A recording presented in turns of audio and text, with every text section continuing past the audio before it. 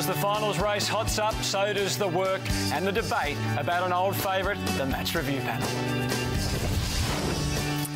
Heading our agenda, the fine line between pleasure and pain. The round 19 post-mortem has plenty of hurt in the city of churches. Is 2 weeks enough for this? Should Stevie J appeal? And how did Daniel Merritt get the all clear? Where's Roger? Not here. Does Roger normally comes in? Roger. And Bomber, well, he's still Bomber, but Roosie was feeling it after a weekend of disappointment. The coaches front up shortly.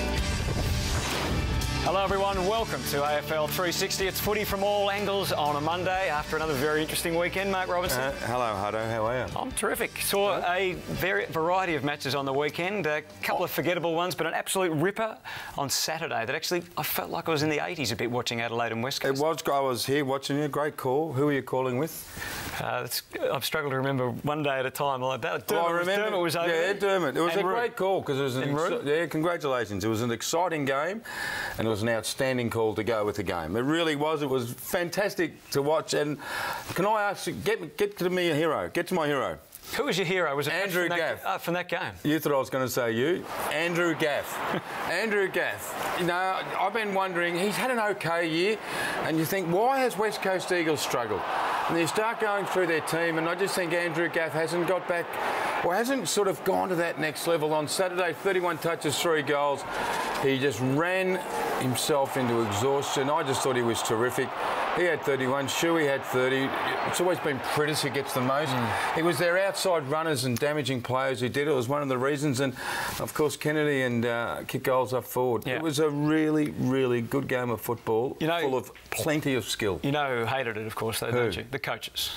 Oh, they should have defended. They should have defended too much. Exactly. What about your hero? Well, I'm only here for one more night, so I haven't done anything Geelong up until now, Robbo. And who is it? Jordan Murdoch. Jordan? Yes, Jordan Murdoch. He's in his 3rd year. He's played every game this year. Have a look at these passes of play. It's this one off half-back in particular. Look at that. This is the different dimension Geelong now have to their glory years, if you like. It's the pace, and they all get involved here. Obviously, Stevie Motlop is you know, the one that everyone talks about, and Christensen coming back. But as I said, he's played every game this year. He was pick 48, so another terrific pickup from Stephen Wells. Oof. And just the pace. Sometimes you're not sure what he's going to do with the ball, but he's a beautiful long kick, and the attributes he's got, well, you know, that's the sort of stuff that could help Geelong still be a threat.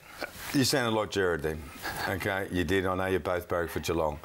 You're getting excited, aren't you, you Cats fans?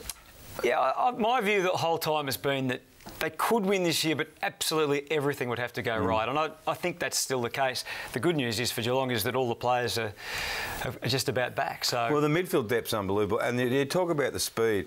Murdoch playing back and carrying the ball through. It was like number 29. What's his name? Come on. Guthrie. Yep. Oh, unbelievable. And Steve Motlop. If he's not the most exciting player in the comp, he's on the podium. He's just a phenomenal footballer. Anyway. How was the match review panel today? Well, it was interesting. It's fair to say it was a mixed bag from the match review panel. Of course, over the weekend, everyone was talking about Reece Conker.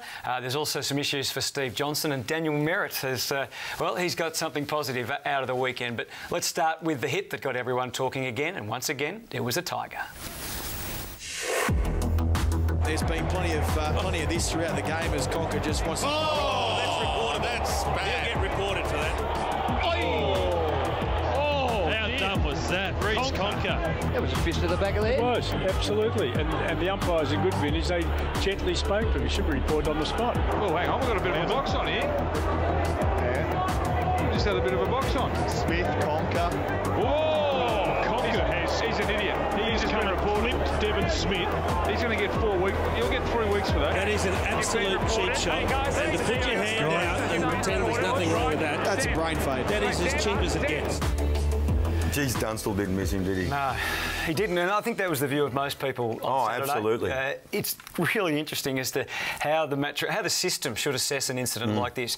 If you tick the boxes, you get what we've got tonight. So here's the match review findings going through the boxes to be ticked. Intentional, yes. Yep. I think everyone agreed with that, the conduct. So he gets 3 points for that.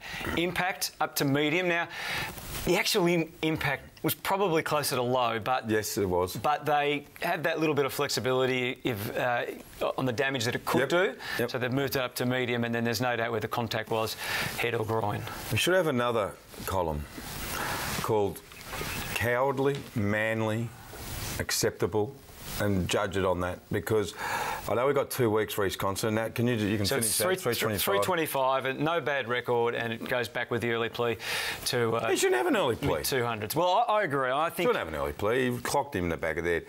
But that's the system. So we've got 2 weeks. Yep. So that's half a victory. Same. You know what really annoys me, and it'll annoy you, and it'll annoy everyone. They got the same as Nathan Fyfe. When Nathan Fyfe, went for 2 weeks earlier in the year. One was an accident. This is intentional. It's weak. He didn't hurt him that much, but it's just. Which again comes back to that debate about damage versus intent. And it might be lucky. It might be lucky that he didn't get hurt. We're having an overhaul of the match review panel. We are, and I think most people are looking forward to that. But people say you shouldn't compare incidents, but we have to. You've got to compare the size of the penalties. Fyfe is out of the Brownlow, and that gets the same for it. It's not right. Do you think they should have sent it to the tribunal directly, so that then they could just say, well, we think it's worth 3, even though the boxers say it's 2, it's worth 3? I wouldn't have been disappointed if that happened. But then again, I'm not up in arms. I wasn't really. No, I was. The Vickery incident, that deserved to go to the tribunal. My gut feel says no, it wasn't as bad as the Vickery one. But you look at his intent, and he chased after him, and he shouldn't have done it. Need that extra one, the idiot level.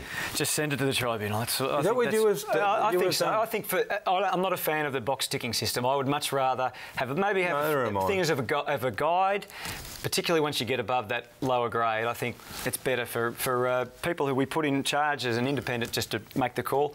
They can even do it like the match review panel do it, and still do it that way. Just very, very quickly, don't let Jared know that you don't like the ticking of the boxes. He's a box ticker? He loves the ticking the box. Well, interesting this next one, Robbo, and I know you've got some thoughts on this, and that's Steve Johnson. So he...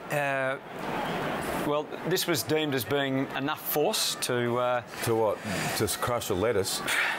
Well, he's got an existing bad record. That's his main problem. That shouldn't even go up. That should not even go up, Hutto. That is just 2 blokes. I know one was on the ground, but, that is gamesmanship to me. Here's his prize.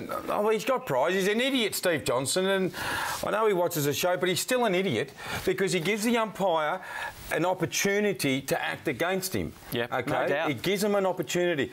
But that one there does not constitute a level of force. So he's Compare that to Tom Murphy dropping his knee, right, when he was playing in the Gold Coast against whoever it was. Do you remember that incident? Say yes if you don't, because we're on TV. Yes. He dropped the knee from a standing position, and it's been judged the same force as Steve Johnson, and it's not. That is ridiculous. I think Zach Smith got judged in a similar light, but that was a similar-ish sort of one. You can't miss a game of football for that. Well, the scenario is that he will unless he challenges. So my understanding, is that a segue into me answering? Can be. He risks going to 2 if he does. So. I think they're going. Well, I tell you what I do know, because it's the back page of the Herald Sun tomorrow. Geelong are tonight considering appealing this decision on the lack of force. Okay. And geez, 2 weeks. Imagine if he goes for 2 weeks for that. So this is where the system's not right. They should be encouraged to get off, not be fearful of getting 2 weeks. Now, I'm starting to sound like Jared, because that's how he talks, but he's brainwashed me. But I can't believe that he's going to possibly get 2 weeks for that. If he says, no, we're innocent. We're innocent. No, you're going to get 2. It's not right, mate. Something's got to be done. Yeah, well, it's, again, one of those ones. If you have a system where there's boxes to be ticked... It's interesting, that whole thing of force, though. Even on the weekend, Mark Murphy got cleared because the force wasn't enough, yet it seems like on knees they're much stronger. Mark Murphy's elbow to Ryan Crowley was harder than that. Yes. Well, it was harder than that. Yep. That's it. You're going to laugh at this, but they're like king elbows. Yeah, he's not expecting it. He's like this, and you just go, bang. It's like that Boomer Harvey one to the throat and a free kick. That was ridiculous as well. Look at that. So Crowley, he was stiff Crowley. He gets elbowed in the guts, pulls him over, and he gets a free kick against. Everyone goes, "You're an animal." They can't, because it was Crowley. He got a discount, did he? Oh, what about, speaking of players who got off when unexpectedly, Daniel Merritt? This was, well, an interesting one, and the tribunal, or the match review panel here, have determined that Merritt was able to actually hit the ball first. At least at the same time in the act of spoiling. He had his eyes on the ball, they determined, and that he hit the ball. And I guess they had to try and determine whether, even that being the case, it was What's reckless. Your thoughts? What are your thoughts? Well, I think he's extremely lucky. Oh. You can see, look, if you frame by frame it down, he's still on the ground when Pedersen touches the ball. Jumps. But he was committed to jumping. Yep. He jumps. He does hit the ball. If you watch it closely, his fist here hits the ball, but it also glances his face at the same hits time. The head first. Just by a moment. I don't know Daniel Merritt. Everyone I know who knows him says he's a terrific bloke. But I've got no faith in him because I see him use his forearms a little too much. That's clumsy at best. Cross to God on your knees saying, God, that's clumsy, or that's reckless. That is dangerous, and he's got to do better than that. And I agree with you. I think he's really, really lucky. He's got form. Yeah, well, it's round 3. There was an incident, of course, where he ended up getting 1 for that's far worse. But he's using the same part of his body. I mean, how do you forearm? How come not many other players in the competition, Anthony, get caught hitting people with their forearms in their faces? Can you name anyone that's happened to twice this year? No, not like that. Come on. Well, come on, and that gets off, and Johnson goes for a week. There is some precedent at the match review panel, and I'm sure this was looked at extremely closely. This is Andrew Walker right back at the start of the season. I remember this. Against Justin Westhoff. So that was determined the same. A legitimate attempt to spoil, hits the ball, but also collects the player. And here's Merritt. So if you put those two together, but... No, that's crap that he hit the ball first, mate. Am I blind? No, I agree. From that angle that you showed, it looks like he hits the player first. But his eyes are on the ball. Well, should Mark Evans have acted? He could have acted. He could have challenged. The mechanism's there. Sorry. Should he or not? No. No? No. Okay. You've got to have faith in your system, and it's a line ball, and I think it's a line ball, so you've got to go with your system. Okay, well, I think pretty sure that's what Mark Evans probably exactly did today when he was looking at it. All right, we'll move on, and of course the race for the 8 and the finals places have continued to hot up after some amazing results on the weekend. Collingwood's been under the pump here for 6 weeks. They've got plenty of criticism as they have around the football world. Are they on the right track? Massive relief after their performance yesterday over the Adelaide Crows, the Port Adelaide. And that should do it.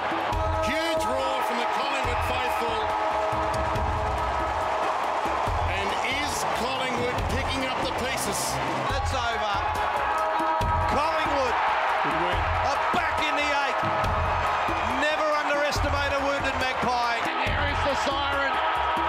Collingwood prevail by 6 points. As the Pies band celebrate 11-10, 76 Collingwood. Port Adelaide 10-10, 70, and they're back in the 8 tonight. Most times in football, when you win, it's relief, and when you lose, it's stress. So you don't actually get to enjoy too many wins. But yesterday was certainly one that I think all the boys really enjoyed, and it was great for our fans too. That we got our season back on track. 4 weeks of footy left, and a massive 4 weeks to come. That's the best we've played for 10 weeks, and it came when we needed it. I thought tonight was a better performance, but there's still plenty of improvement for us. I think every AFL player doubts themselves, regardless if you win or lose. There's always moments in games where you would like to do better or room for improvement. So I think yesterday, though, as a team, we take great confidence out of that our brand of footy does hold up against top 4 calibre sides. And they're inside the top 8 tonight. It's great that we control our destiny. As a football club, it's a good position to be in because it's all on our shoulders. We don't have to rely on results. We don't have to rely on a bit of magic or luck falling our way. It's squarely on us. So they've been under scrutiny. September beckons as long as they continue to perform to that level. You've put them under scrutiny, but you were pretty praiseworthy today of Nathan Buckley. I was, because 3 weeks ago we watched... Yeah, that's this morning, and thanks for putting that out, Heido. Three weeks ago, mate, we watched them against Essendon, and they were just dispirited, despondent, they lacked energy, they lacked effort, and you think, how does a club... And I question Buckley and Collingwood, how does a coach get a team back up? They played Adelaide last week, and the effort was good, but they just weren't good enough. Right? They haven't got the talent. Now, Buckley, you've got to do it a second week. The effort was there, but the talent was also there. Their important players played well. Cloak, Pendlebury, Beam, Sidebottom. But they got really good contributions from Langdon and Frost and Keefe and Dwyer. And I can keep going through them, but you know who I'm talking about. So... basically, I'm thinking to myself, Buckley's under the spotlight a little bit. You've been a part of a lot of discussions in footy in the last week and a half. Where is Buckley the coach? I'm of the belief that Buckley's doing a pretty good job, with a list which I believe has got a lot of holes in it. Dermot Brereton spoke about it on Sunday. He said they've got holes everywhere. So for Buckley to have his team in A spot at 10-8, equal with North Melbourne, equal with Essendon, I think he's done a really good job considering the hurdles this year. So considering the players out even on the weekend, they're playing Port Adelaide, who up until now we've considered a legitimate contender. That's a terrific win. A scary, dangerous team who are out of confidence. Port reckon they're out of confidence. Collingwood didn't allow them to play with any confidence. It was really good motivating by Buckley. You could tell that from the start. They were both on, they were hungry.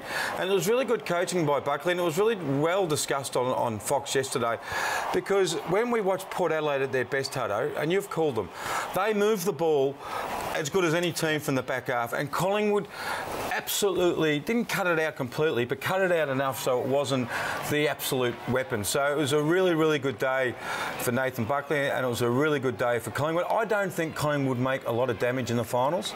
I think they will be found out, you know, because there's better teams around.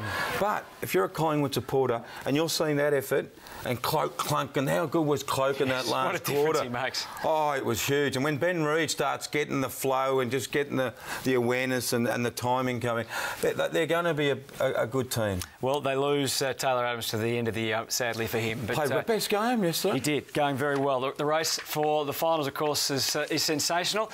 But the team that's fallen so far, Port Adelaide, now there's some big questions about them. They were 2 games clear not so long ago at the top of the ladder. Now, perhaps they could even have their spot in September in doubt. So the biggest question of all is what has gone wrong.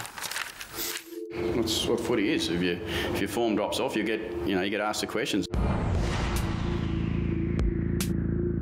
In the open and honest discussion I just had with the boys, albeit because we were on a quick turnaround, the questions I'm going to get asked are those sort of questions. What's happened? What's gone wrong? We've just dropped off a little bit, and I said our confidence has been dented, and we've now got to figure out a way to get that back, because that's what happens. What we've done is got ourselves into some poor form and lost a lot of confidence, I reckon, because of that, and that's coming out in the way we're playing now. That's not easy to recover, but it's something you just got to keep working at. If they start looking back and start picking each other apart, their season will be over. They've got a really tough way home. They need to keep a positive attitude on this year. Rightly or wrongly, people who continually not playing at the level, they put themselves at risk, not me. They make that choice, and my responsibility is to reward the people who are consistently putting up good form. Did your program go too hard too early? Yeah, I had that discussion with the boys inside. That's one of the... I thought straight away one of the questions would be, we're running out of steam. I don't think we're running out of steam. I think it's a long season. It's hard work, and we've got lots of work to do. But I don't think we've gone too hard. I totally believe in what we've done. I think it's fine. As a footy club, we have to answer that challenge now that it's rightly put upon us. We've got to show that whether we're up for the challenge and keep going for another 4+ weeks, whatever that might be. There's no bigger challenge than next week for us, which is a good thing, probably. So Ken Hinkley's given his view on there on a number of the questions. What about yours? Have they been found out? Is it fitness, or is it just confidence? I can't give that answer. You know why? Because Ken Hinkley doesn't know the answer. He's gone back and said it's confidence. So he's actually glass half full. Guys, it's not what the opposition are doing to us. It's what we've done to ourselves, which is not bad. That's in-house building up. So that's how he's attacked it. Do you buy it? Yeah, I do. But they've got some players who are down, and there's no greater person down at Port Adelaide than Chad Wingard. like, he is down, and he's got to get. He hasn't really had an influence for 5 weeks, which is a long time for a guy of his talent. But it's not just Chad Wingard. You know, I think that we're doing something in the Herald Sun this week about the players who have dropped off at Port Adelaide. Not going to be going in tomorrow's boat. It's quite substantial. But at the Jared Pollock was. Yeah, Jared Pollock is not as dangerous. Lobby didn't do much yesterday. You know, even Travis Boakes dropped off a little bit, and he's a champ. Can I just get you to have a look at that? We just put that run home up again. They only need one more win. Pittard's another one. Pittard, yeah. Pittard's another one. They only need one more win just to make sure they make the 8. Sydney trouble.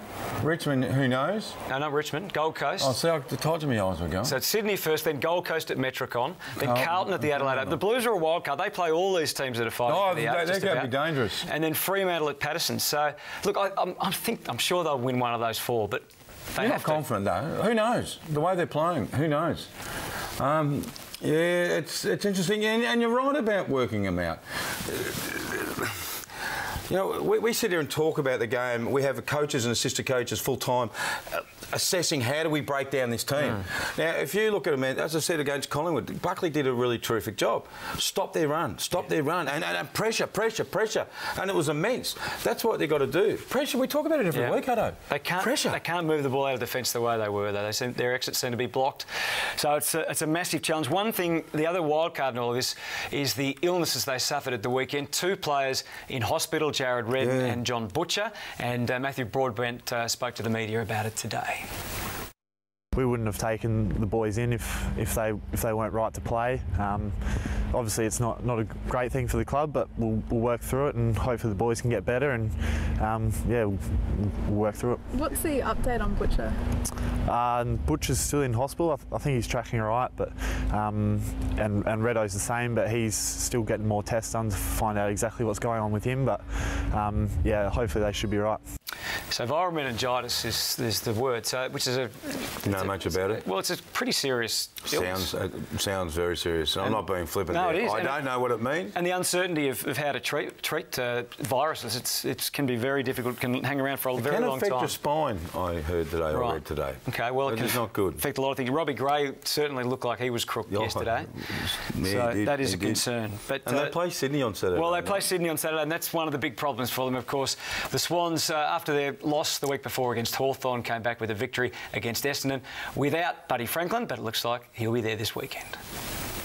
Look, we expect him to play, yes, and he's pulled up well. He's moving well today. We expect him to train this week and play on Saturday against Port.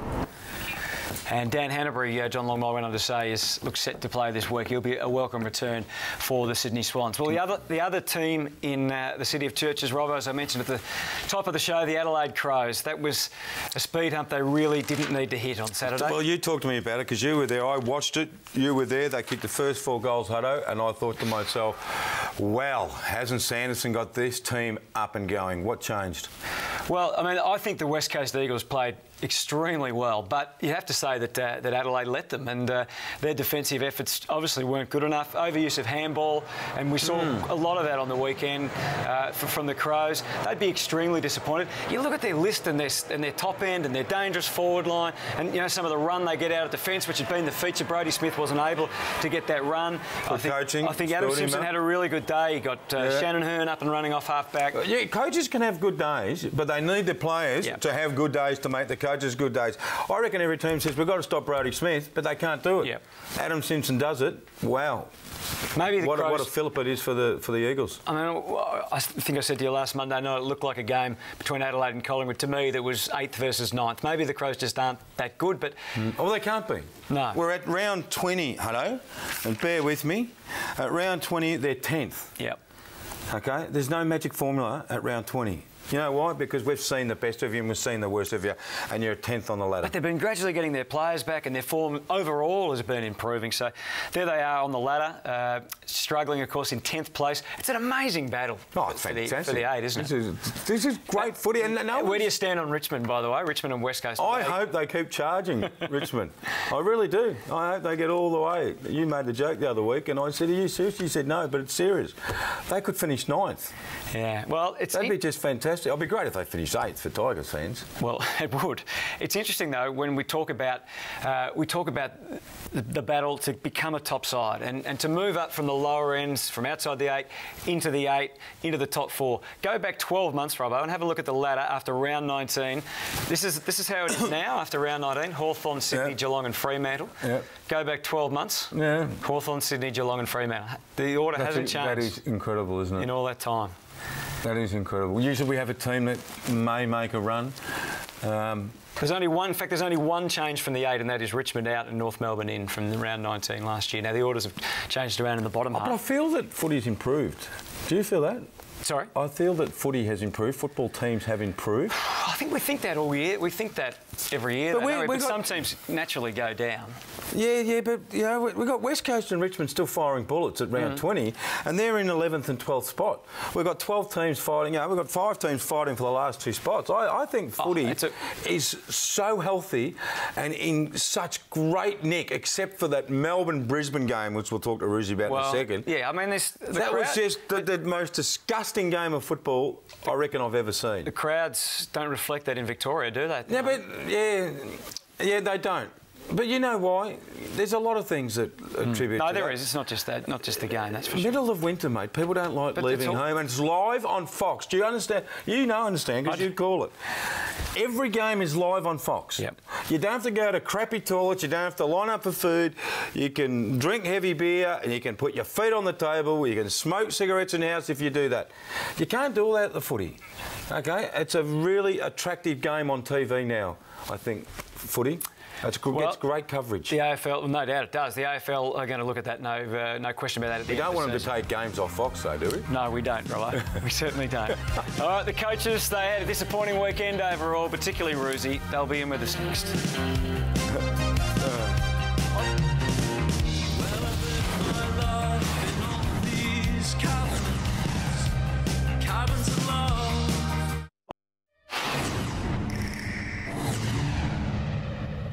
Three-quarter time I said, this is the worst game I think I've ever seen.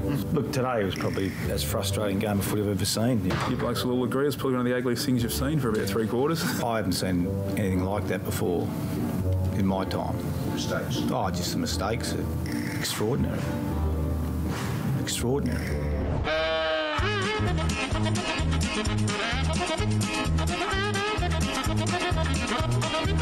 Both teams were sort of trying to move the ball. It was a funny old game, wasn't it? And the next thing you know, you sort of look up and you go, blimey, Charlie, how'd they get over that? 10 for the career. All the before he kicked it, he didn't want to kick it. Yeah. He murdered the ball. Just horrible skills. Horrible. There's no other way you can dice and slice it. I don't think anyone's going to be running out to buy that one. Ruzi's hair's unruffled. I don't think I've seen that before. If it was ever going to be unruffled, it was going to be today. I haven't seen you with the hair out of place before, Ruzi. Yeah, I didn't put the hair gel in. Game day can do that to you. How do you feel? Blimey, Charlie. I think that summed it up. Really? Yeah, well, it was I don't know, it was an unusual game, but I don't think I've seen 2 teams for 3 and a bit quarters kick the ball and handball it and turn it over in perfect conditions. It was, I think I used the word extraordinary. You launched at the players, Ruzi, after the game. You had to go at their skill, you had to go at their minds, maybe even at their heart levels. That's probably the most, I don't know, it was savage. It seemed considered. Why did you go public with strong criticism of your group? That's not true. I refute that. I mean, you can play the whole press conference because, as you know, you just get asked questions and then you get asked a question on a question. So I certainly wasn't. What I was trying to explain is not on the back of one loss. We've been in front, I think, 6 of 7 games this year, and there's a reason in the last quarters. In the last quarters, yeah, and there's a reason behind it. So you try and answer the question for the public, and you just try and be as honest as you possibly can. The reality is, you know, with what's happened at the club, I don't know each and individual player how they react, but our guys are way better than that. You know, there's something that triggers, you know, in a game when the game's there to be won, and we've on 6 or 7 occasions you were able to get over the line against the Bombers, which was good. But it's been a bit of a pattern. So look, all you try to do is be as honest as you can after a game and answer the questions. There's a few questions, and I've told you I've written a piece about this tomorrow. Do you think your, not continual, but your occasional reference to the previous regime of being mentally scarred, when does that leave the when does that leave the conversation? Well, again, I mean, it's not specifically for the previous coach. What I'm saying is over, I don't know, is it an 8-year period, a 7-year period? If you go all the way back to is it the Scully game or whatever? So it's a club thing, not a team thing. It's a club. No, it's a club thing. Absolutely. Yeah, it's not. I'm not just referring to the players. I'm saying the club as its entirety, and it's not having to go at Mark Neal. Mark's almost the last in the line. You're talking about, I think, Steve Bailey, then Todd Viney, and then Mark Neal, and then Neil Craig. Yeah. And I was referring to the club, not necessarily the players, but the players are the ones that obviously run on the field. So, yeah, for me, knowing more about the club as I do now, I've got no doubt that I don't think they were found guilty of tanking, but whatever they were found guilty of, you can't have both. You can't have high standards and try and lose games of footy.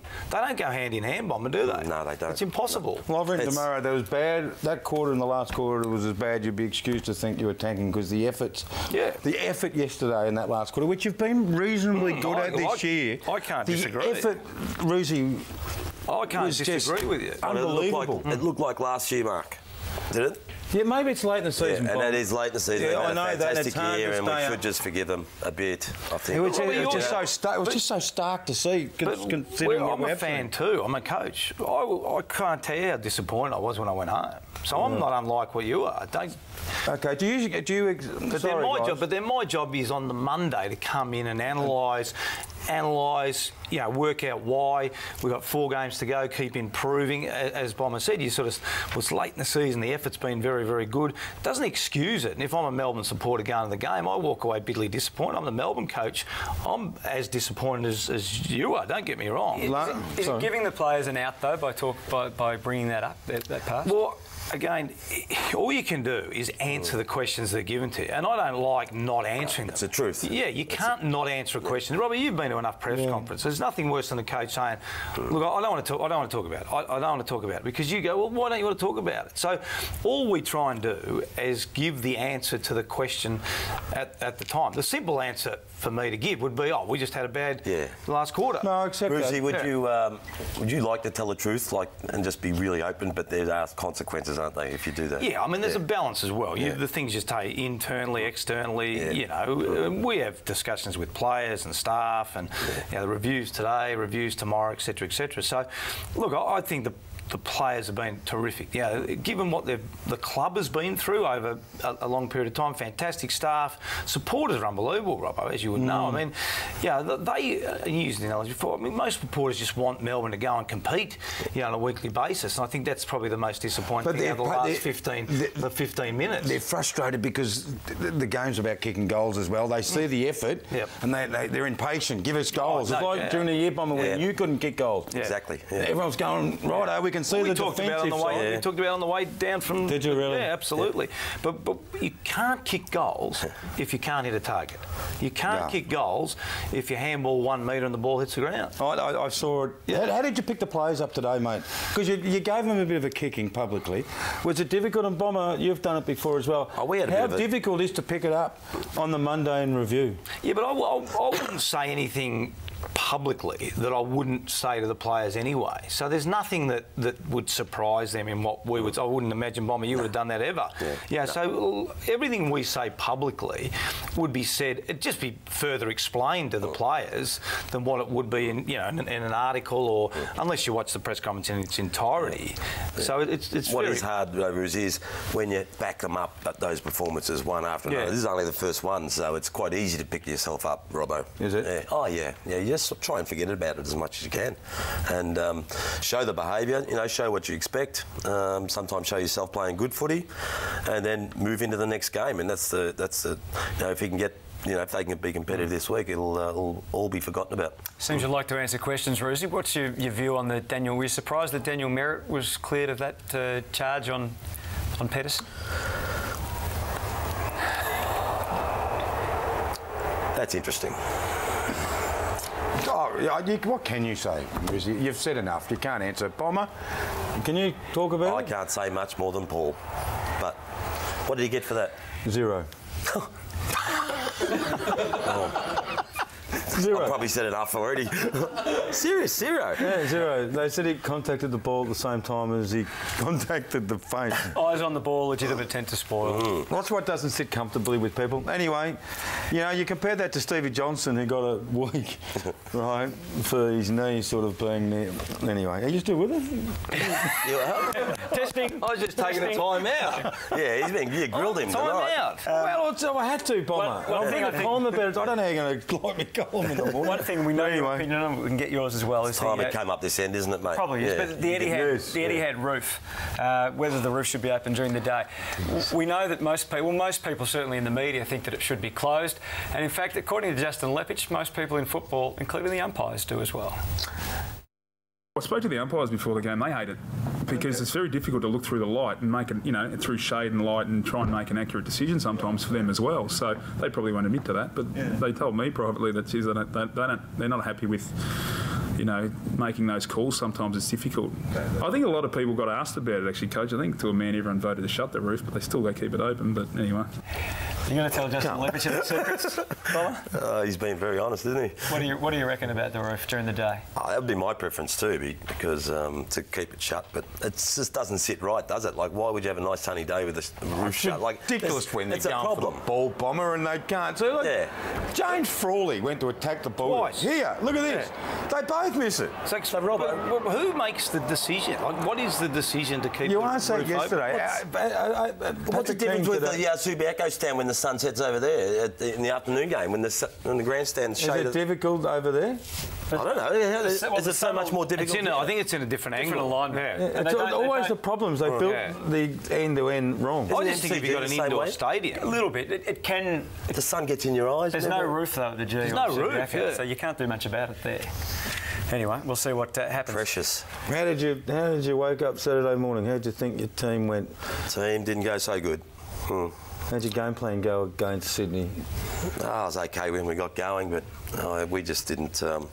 We didn't play our best footy early, and that just killed us. Did they? Sydney, both you guys, they don't allow teams to play a lot of good footy, do they? No, they're defensively very, very sound. Yeah. They're very quick defensive spread. I think they're the best defensive spreading team. So they don't give you a lot of time and space to.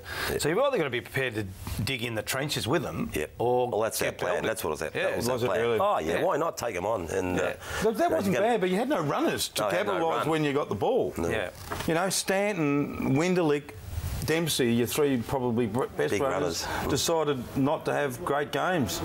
So you're pretty lucky to get with him. Decided not to have great games. Well, they weren't allowed to. They weren't allowed to. You need your good decision makers to get the ball against the Swans. What was the player feedback, Bomber, from this?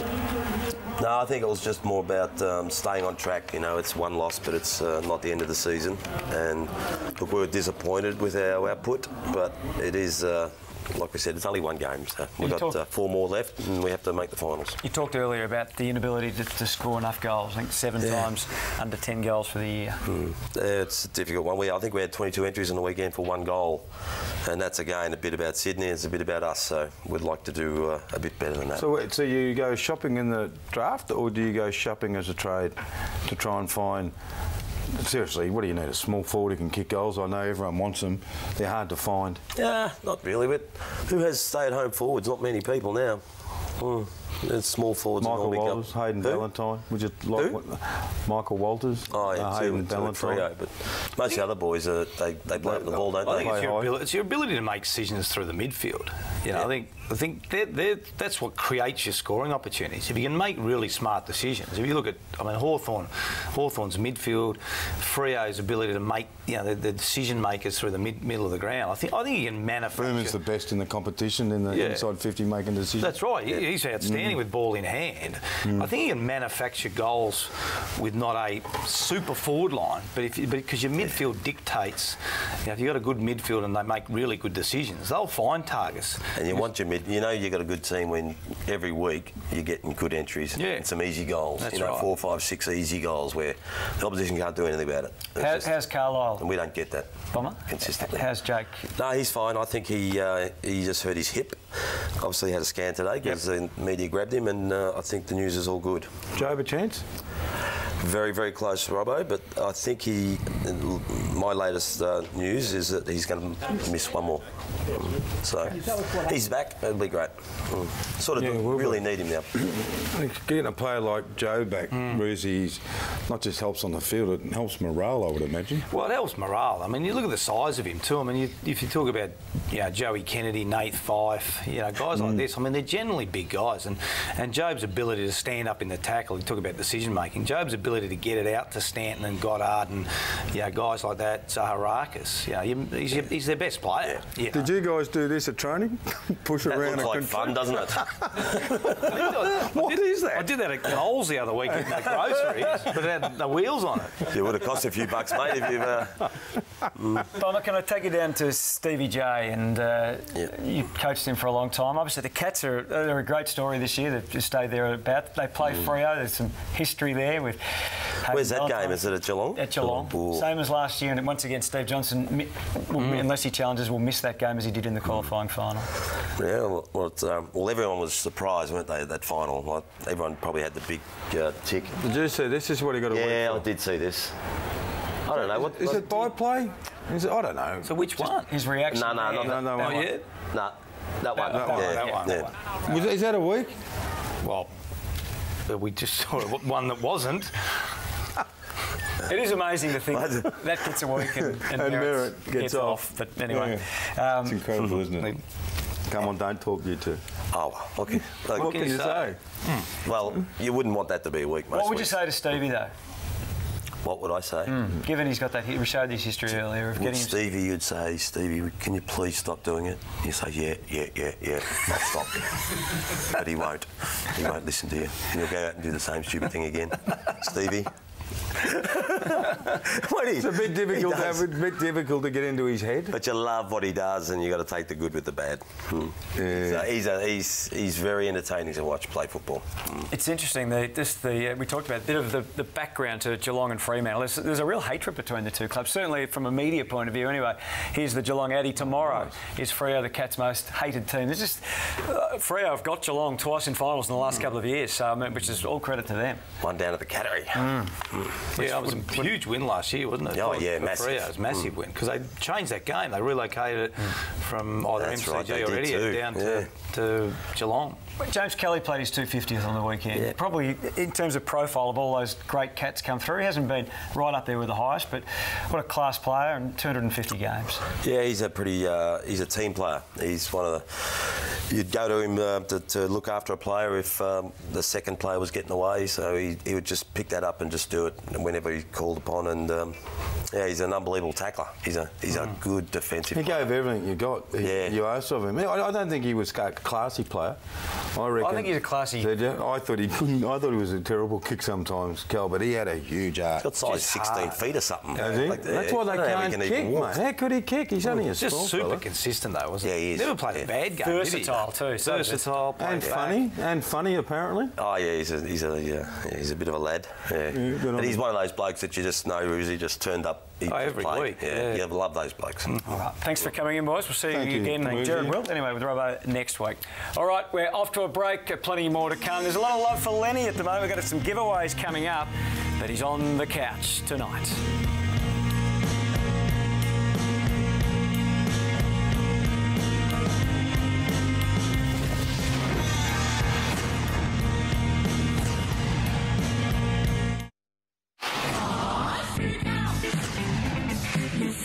Tumbles a punt towards Robbie Gray and he holds it. Brilliant. Slips catch. Well, it is freak week, isn't it? Ward slaps it down. Trelaw!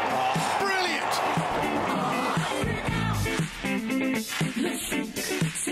What happened there? Right on the line. be a freak week contender, boys. Wingard waiting down. Left foot snap by Wingard is good. Kennedy and McLean. Oh, lovely. Brilliant, McLean. Murphy, he keeps the Blues alive. That is a brilliant kick. Side bottom breaks free, parts the seas, hammers it goalward, kicks an absolute ripper. Bennell, up, down, got it, crumbs it, kicks it, goals it. Lewis took it cleanly, snapped around the bodies. A good goal from Lewis. Falls for Crisp, getting each other's way.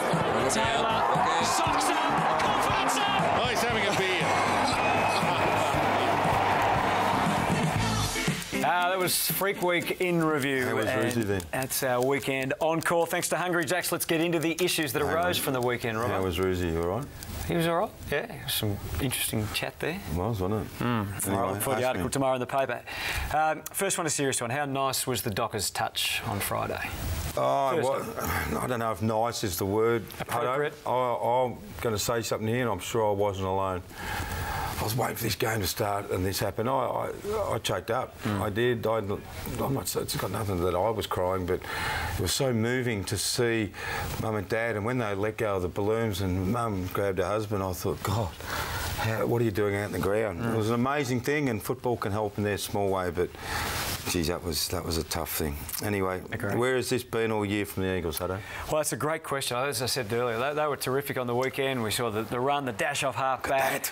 They just moved it quickly. They gave their forwards every chance. They've had 8 wins for the year. This was their first win over a top 8 team. Ironically, they're now not in the top 8 anymore. But that's a great question as to where it's been all year. I guess most importantly, it gives them something now. They play Collingwood this week. They can work from there and hopefully make the right changes over the summer and be more like that next year. Next question, will the Cats regret ditching pods? Regret ditching pods. No, they can't regret it. It's gone, it's done. They've had to live without him, you know. Chris Scott has said it before, we'd still like to have him, but those decisions were made. You don't go back on them.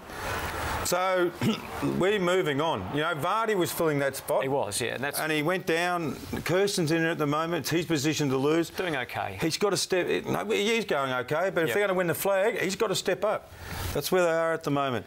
What does it mean for the Suns to win without Gaz? I think it's just one thing they can tick off and not have to answer to and worry about as much anymore. Oh, I don't want to ask them. Look, it wasn't a great game, but they just had to find a way to win. So that's what it means. They've done the Ablett thing. They've got the 4 points. There's still a chance to make finals. But they've lost their excitement, though. I think people have lost the excitement for them, but pressure's on them. How much? My next question is, how much will Richmond rue their start to 2014? Oh, not just their start. Their first half season, mate, it was just rubbish. You know, they've won 5 in a row, but they're not even excited. Now have a look at them. They're walking off the ground. It was a pretty mundane game, I've got to be honest. I watched all of it and fell asleep for 3.5 quarters, so I didn't see much of it. But they're playing aggressive football. Okay, now they've gone over the line in the last 2 weeks with Conker and Vickery, but as a whole, they're playing edgier football, which is holding them in good stead. Have they beaten much? I don't know. Friday night's huge for the Tigers. 6, Jared. Yes. Anthony. Should Lindsay have been suspended? I don't know if he should have been suspended, but if they're serious about this rule, he should have had some penalty. He should have been fined or suspended. They've ruled that because there was hands in the back and because there was a free kick, he doesn't get a penalty. But I don't think that's all that relevant, really. I mean, there was hands in the back and he just... it's just doing nothing for him. Yeah, that's fine, but it's not even the real issue. And I know Brad Scott spoke about it after the game, but it's not the real issue. The real issue with Lindsay was handball to your teammates who were in better positions to kick goals. That's nothing. Yes, Lindsay, don't do it, don't do it. Handball to your teammate. That's what Brett Scott and the players would be saying to him. That's just a side issue. Okay, did you he should have spoken today too, Lindsay. Did you fear Put your hand up. Did you fear for Lindsay in this incident here? That's what...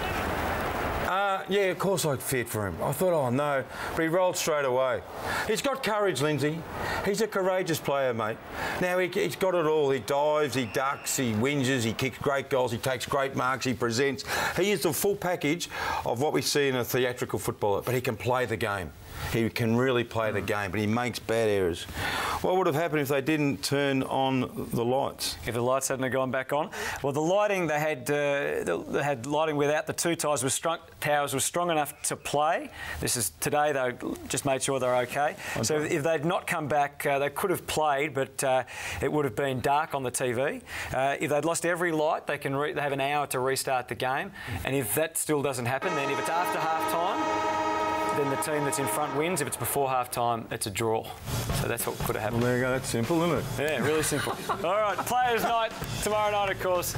Bob and Jordan will be here, and Trent Cotchin as well from the Tigers.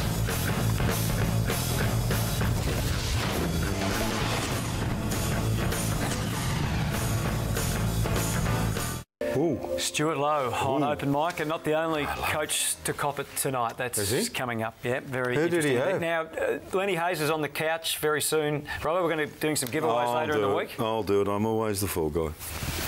Looks good on you, Robert. It does look good on me. And there's that T-shirt. That'll just about fit you too, Hutto. So stay tuned. Later in the week, we'll give them away. Stay tuned now, though, for The Couch with Jared Healy and the boys.